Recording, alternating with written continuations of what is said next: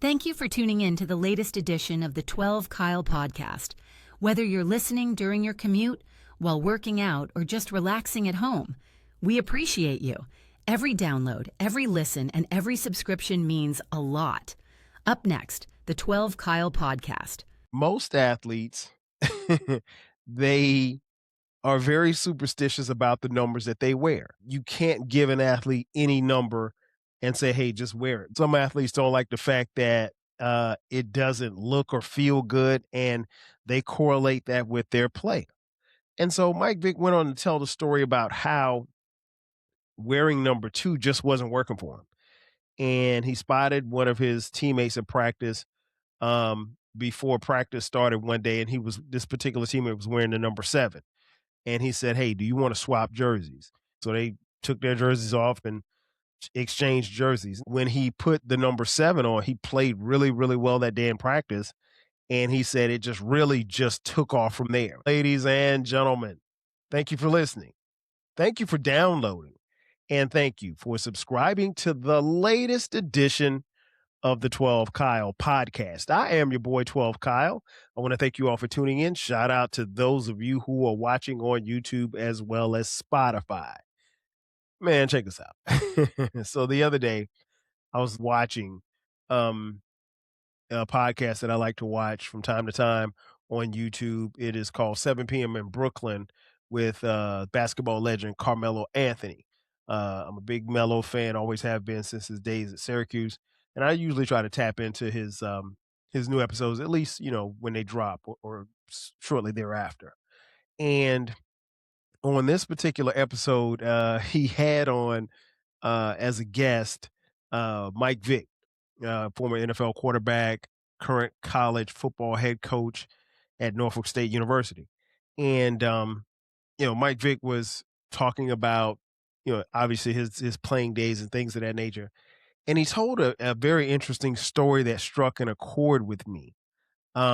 He mentioned how he was in practice, and it may have been a game as well, but he was wearing the number 2. Now, we all have, at least from the time that he burst onto the scene nationally, we remember Mike Vick wearing number 7. But in this instance, I think he said he was in high school and he was wearing the number 2. And he said he was just playing really, really bad. I mean, he couldn't understand why he was playing so bad. And he said he long coveted the number 2, and this was his first opportunity to play in the number. And the thing that really struck with me was the fact that no matter who you are, no matter what level you're playing on, most athletes, they are very superstitious about the numbers that they wear. You can't give an athlete any number and say, hey, just wear it, because some athletes understand how it looks. Some athletes don't like the fact that it doesn't look or feel good, and they correlate that with their play. And so Mike Vick went on to tell the story about how wearing number 2 just wasn't working for him. And he spotted one of his teammates at practice before practice started one day, and this particular teammate was wearing the number 7. And he said, hey, do you want to swap jerseys? And so I'm assuming this was the practice jersey. So Vic and the teammate, he was like, yeah, cool. So they took their jerseys off, took them off, and exchanged jerseys. Now, a practice jersey, more often than not, is not going to have your last name on it. So it was cool. And again, it's football, and I'm assuming if it's high school, they definitely didn't have the names on the back of the jersey. And nonetheless, when he put the number 7 on, he played really, really well that day in practice. And he said it just took off from there. And he didn't wear he didn't wear anything for a long time other than the number 7. And so it got me to thinking about the numbers that I wore when I played football. As many of you know, or maybe you don't know, I played football from Little League all the way through high school, all the way through college at South Carolina State. If you're watching on YouTube and Spotify, you see my helmet here to my right, and behind me are 2 jerseys from South Carolina State with the number 12. And then there's a jersey behind me directly that says my last name and the number. You can see it there. And so it got me to thinking about my journey with my numbers. So I wanted to kind of pull the curtain back a little bit and just explain the numbers that I wore and the significance that they had. Now, my first year of playing football, I was very, very small. I was so small that the the weight limit was 60 pounds, right? And so I only weighed 55 pounds. And so my parents had to sign a waiver. They had to sign a waiver basically saying that my child is underweight, and if something happens to him, we're not going to sue this park in Florence, South Carolina. And they did it. And so, but my first year, like I said, I was underweight, and it was cool. I mean, I it didn't matter to me one way or the other, but because I was playing football and it was something that I wanted to do. And again, I was only 8 years old, but that's the first time I started playing organized football. And I'll never forget the cost to play. I think was $20. So it was $20 well invested, if you will. And so they gave you a helmet, shoulder pads, pants, knee pads, thigh pads, that type of stuff. Um, but when the games came, my first number was number 84. And I played for a team called Maryland Fried Chicken. Not to be confused with Kentucky Fried Chicken or Louisiana Fried Chicken. It was Maryland Fried Chicken. And a team nickname I'll never forget was the Chicken Hawks. Shout out to all the Chicken Hawks. Um, Maryland Fried Chicken was a lot of fun. I was really, really cool with playing with my teammates, and I got to, love the game instantly. I love competing, and I played very well wearing the number 84. And so I wore that for a year, and then I want to say the next year of and this is Pop Warner football. So the next year of Pop Warner, I wore number 88 again, playing for Maryland Fried Chicken. Now this year, when I put on the 88, and I guess let me go back. I wore 84 because I played wide receiver and I played cornerback. But I probably play. I know I started at wide receiver. I don't think I started. I know I didn't start at corner. But it was just cool because as a wide receiver, you're going to wear a number in the 80s, right? So I was cool with wearing number 84. Um, then my second year, I moved to number 88. And that year was special because that was the year it was only my second year, but I took off as far as a player was concerned. Like I was, a very, very good player. I was an all-star player. Um, I started at receiver and at corner, and I led the league in interceptions, all while wearing the number 88. And it was a lot of fun. In fact, it's what's interesting is I still have my 88 jersey. And if I find it, and I know it's in this house somewhere, if I find it, I'll take a picture of it and put it up here as well. And for those of you watching, you'll be able to see it on YouTube and Spotify. Um, it's way too small for me to try to put it on. But 88 was cool. 88 was, there was no, I mean, of course there were other receivers in the NFL that wore number 88 that were dope, but it was just a number for me. There was no nothing significant about it as far as like, relating to players. Lynn Swan, I think probably is the receiver that came to mind, the Pittsburgh legend, um, as far as, relating numbers. But other than that, I there was no particular reason why I had to wear 88, but I wanted to wear it anyway. All right, so then I wear 88 for a couple of years, and then I move up to the junior league of Pop Warner. And this was interesting because at this particular time, um, I donned the number 12. Um, and I distinctly remember this. It's funny how these things come back to you. I distinctly remember this because we were at practice, and practice had ended, and one of the coaches, my dad was an assistant coach, but I think the head coach was talking about numbers, the jersey numbers, and was asking the kids what number they wanted. And somebody, whoever, I guess he asked somebody before me, and they said they wanted 88. And personally, I wanted a team's number anyway. I really wanted 13 because my favorite quarterback, Dan Marino, was wearing number 13. Now, again, I played wide receiver. I wasn't playing quarterback. But um, I distinctly remember the kid who got asked before me chose 88.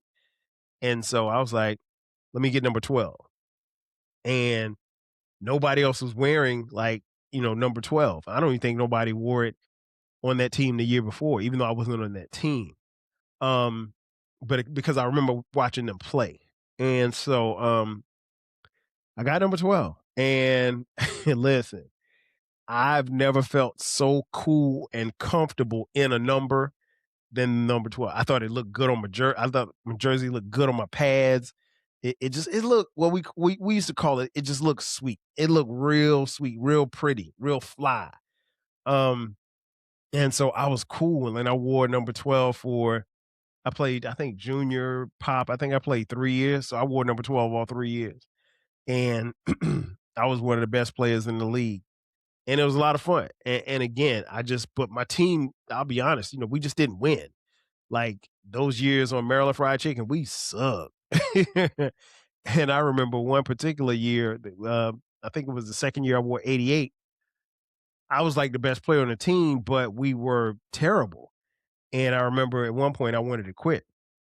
And my dad was like, "No, you're not quitting." He was like, "You start the season, you'll finish the season." He was like, "At the end of the season, if you don't want to play, fine, but you will not quit on this team because you made a commitment." He was like, and it was a lesson that he instilled in me and my brother too as well. You don't ever start anything and quit. You see it all the way through, and then when it's done, if you want to try it again, then cool, but you're not gonna quit. And so, so we sucked, and I got tired of losing. And I remember going to him and telling him, like, "Dad, I want to quit." And he was like, "No, you're not quitting." And I said, "Well, I'm gonna quit." And he said, "Well, I tell you what, if you're gonna quit football," he said, "you go upstairs and get ready for the worst spanking of your life." And I was like, on second thought, I'll stick it out at least through the end of the season.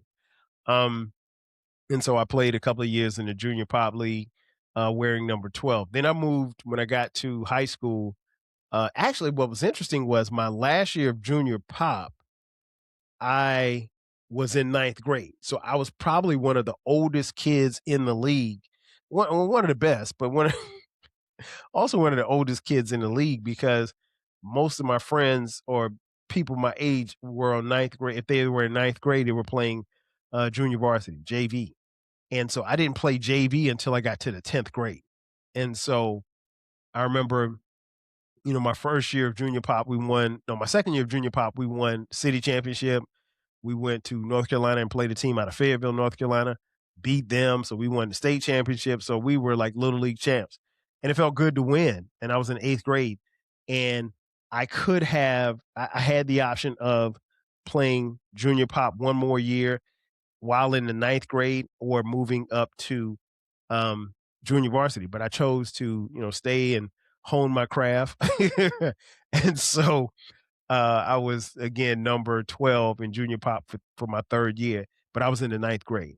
And then so when I got to the 10th grade, I was on JV and I wanted number 12, but honestly, looking back, I don't think number 12 was available. I don't think anybody wore that number.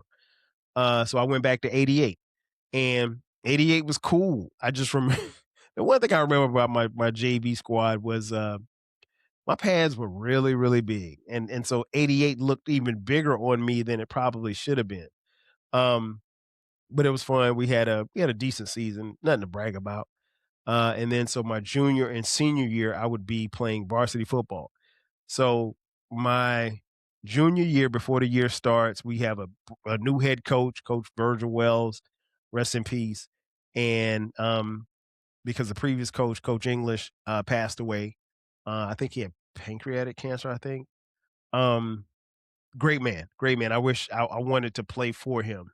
Um, Didn't get a chance, but Coach Wells came in and he had this high-powered offense that he wanted to install, and we already had a great quarterback in my boy Keyshawn Durant, and we had a bunch of weapons. And the cool part about it is most of us had played either JV or varsity, and we had been playing football together probably for the better part of the last 3 or 4 years on different levels.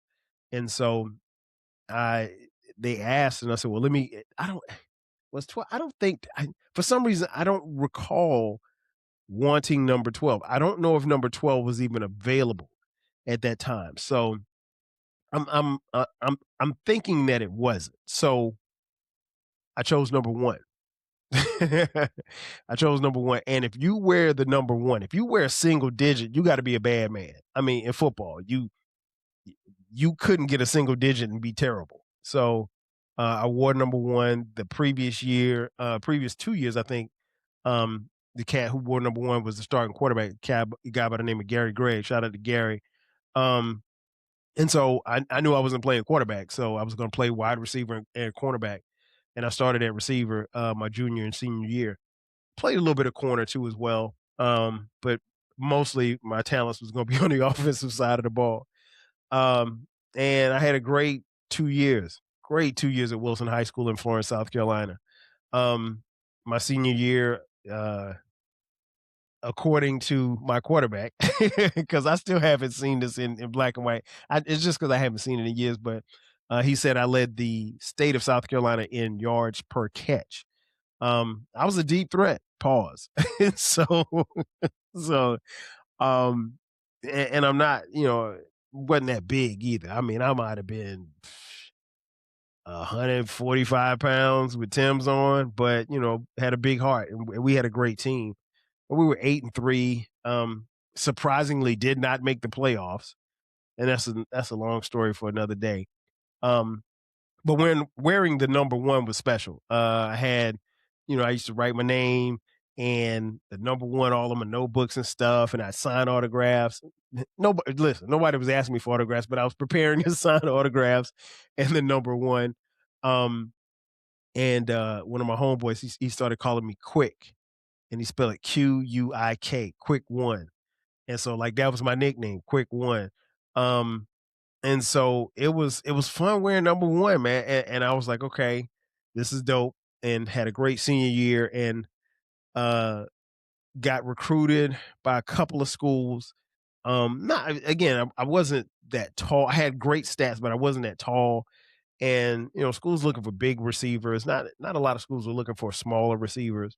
Um, the run and shoot offense was very popular, but um, to me, I wasn't going to Houston to go run and shoot. It just wasn't happening.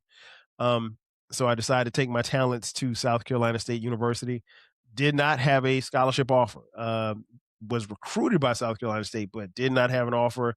They said, "Hey, we'll let you walk on." So I was like, "Okay, cool. I can walk on," because I mean, my academics had already taken care of that. So, um, but I was recruited by Hampton, South Carolina State University. Um, I can't even say I was I went on a recruiting visit to Fayetteville State University, and I didn't like it. um, so I wasn't really heavily recruited, but the number 1 had worked for me, and I was going to make sure that it was going to work for me at South Carolina State. And I'll never forget, we had a meeting my freshman year right before the season was about to start, and they were asking people like what numbers they wanted. So the coach got to me. He said, "Well, hey, what number do you want?" I say, "I want number 1." And then all you could hear, we were in an auditorium, just the players and the coaches, and all you heard was a bunch of chuckles. And I was like, "The hell are they chuckling for?" I said, "I want number 1." I did not know that the starting quarterback, my man Marvin Marshall, was wearing number 1. I had no idea, because the previous year I was in high school. I didn't see him play. I didn't see him on the field. I didn't see him any highlights. So how was I to know that he had the number already? And so they so I couldn't get number 1. So I was pissed. And so what they ended up doing was giving me what they call a duplicate, because my freshman year I was redshirting, meaning that I wasn't going to play. I was just going to practice. So I wore number 25 in practice, and I wore number 28 on game days. And I didn't like that at all because a duplicate means that somebody else has that number. And it's not like how it is now. Cause like how it is now, if I wore number 12 and I played wide receiver on offense, a safety on the same team at South Carolina State could wear number 12 as long as we're not on the field at the same time. And so you can do that now. But back then, they just called it a duplicate. It was primarily for somebody who wasn't playing. So if you had a duplicate number, you weren't playing, and whoever had your number they were probably playing. So I wore number 28 a couple of game days. I wore number 3, which was terrible because my boy Russell, he had number 3, and he was a backup quarterback, and so I didn't like the fact that I had my freshman year. I wore number 20, number 28, and number 3 on game day. And then, like I said, in practice, I wore number 25, which was cool because my man Rocket Ismail wore number 25 at Notre Dame when he was in college. Um, but I really wanted number 1. But after seeing Marvin play, I know that I was never going to get that number until he left school. And honestly, by the time he left school, I was pretty sure the school was going to retire the number, so I was never going to wear number 1 anyway. And then I think my sophomore year, um, we came back. Well, basically my redshirt freshman year, and they said, "Hey, what number do you want?" And I looked around, and I said, "Is 12 available?"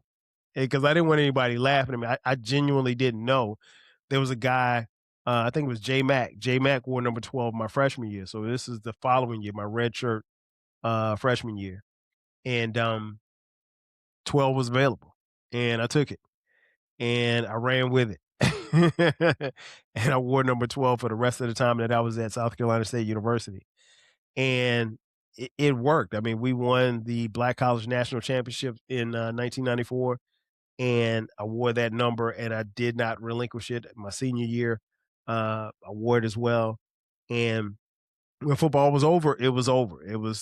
There was no, I didn't have a bunch of stats. I didn't, I played a lot every year, but I didn't start until my senior year. And so, so I didn't have the stat. I wasn't going to the pros, and I was 5'7", 155 pounds, soaking wet with Tim's on and gold chain. So it wasn't happening on the next level, and I knew that, so it was fine. And so the number 12 basically was going to retire. Not at South Carolina State, but I was going to be done with the number 12 um, at that time once my playing career was over. And then a weird thing happened. Several years later, um, there was a movement of people on blogs, and people would get on blogs and they would comment, and you know some of the discourse between people back and forth was really, really cool. And I remember looking for a moniker, a name, if you will, so I could come, because my homegirl, shout out to my girl Elisa Renee, uh, who's Russell's wife, by the way. Uh, Lisa had a blog, and I remember saying, like, I don't know, like, I wanted to comment on her page, and I was like, I don't know what I should say or what I should call myself, because people had these, names. There were names like Eclectic. Shout out to E. And everybody had like different names. It was the early stages of what we now know as social media. And Lisa told me, she said, "Why don't you call yourself 12 Kyle?" And I thought about it, and I was like, "Oh, that's kind of dope," because I wore number 12 in college and little league, and my name is Kyle. So, um, I could rock with it. And I created a profile. I commented on her blog, and then I would comment on her blog and like her friend's blog and other people who would comment on her blog. And she told me one day, she said, "Well, why don't you just create your own blog and you can talk about what it is you want to talk about on your blog?" And I was like, all right, bet. And I created the 12th Planet was the name of my blog. And it's and the blog still exists to this day. I don't post anything on it, but just podcast stuff. But um and the blog is still here to this day from the first episode called The Genesis all the way through, today. And it just stuck. After that, people started commenting on the blog. People found it. I would eventually evolve and have a nice following on that blog. Um, and to the point where I decided to participate and start my own internet radio show on Blog Talk Radio. And it was called the 12 Kyle Podcast. Um, and so it was, it's funny how that journey happened. The name of this person that you're listening to and watching, it all started with a number. And the number started way back in junior pop, when I was in the 8th grade. Or I might have been in the 7th grade. Yeah, I was in the 7th grade when I took the number 12. And the number 12 is stuck. And it's been a beautiful number, and it's a number that's synonymous with me. And you just never know where number is going to take you. So in conclusion, I mean, I totally get where Mike Vick was coming from. Sometimes you can have things go a certain way and it may not go the way that you wanted to go based on that particular number, based on a feel, based on a look. But I think the number 12 has been a good feel for me. It's been a good look. And it started, just one day playing Pop Warner football, and look at us now. Ladies and gentlemen, that's going to do it for me. Thanks again for checking out this edition of the 12 Kyle Podcast. Be sure to subscribe to the podcast. We drop new episodes every Thursday. Also, we have merch. If you're interested in purchasing 12 Kyle Podcast merch, click the link in the description box, and there you can buy 12 Kyle Podcast t-shirts, hoodies, as well as coffee mugs. We got it for the low. That's going to do it for me. Thanks again for checking out this edition of the 12 Kyle Podcast. I am your boy 12 Kyle. I'll catch you guys next time. 5,000. See ya. Thanks again for listening to this episode of the 12 Kyle Podcast. If you enjoyed this episode, make sure that you hit the subscribe button and share this podcast with a friend who needs the 12 Kyle Podcast in their life. Every listen, every download, and every share helps us grow. Thanks for being a part of the 12 Kyle Podcast community. We appreciate your support. We will catch you next time. 5,000.